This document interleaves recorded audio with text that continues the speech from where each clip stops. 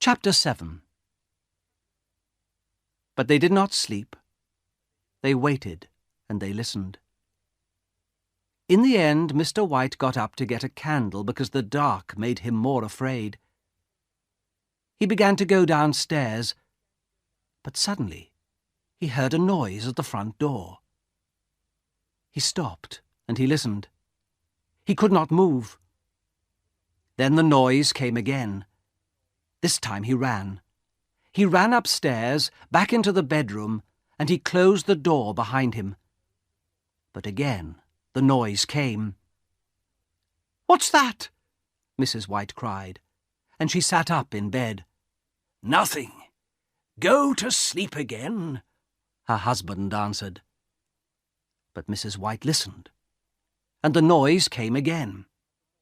"It's Herbert! It's Herbert!" she cried. "I'm going to open the door for him." And she got out of bed and ran to the door of the bedroom. Mr. White got there first and stopped her. "No!" he cried. "Think!" "But it's my boy! It's Herbert!" she answered. "No! Don't go! Don't!" her husband cried again. But Mrs. White did not listen to him.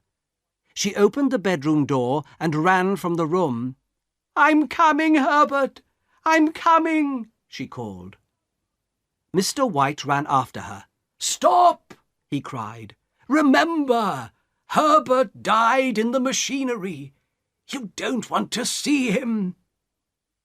For a minute, Mrs. White stopped and looked at her husband. But then the noise came again, and she began to run downstairs. "Help me! Help me!" she called to her husband. But Mr. White did not move. "The paw," he thought. "Where's the monkey's paw?" He ran back into the bedroom. "Quick," he thought. "Where is it?" At first he could not find it in the dark. Ah, there it was. He had it. Just at that minute, he heard his wife downstairs. "Wait!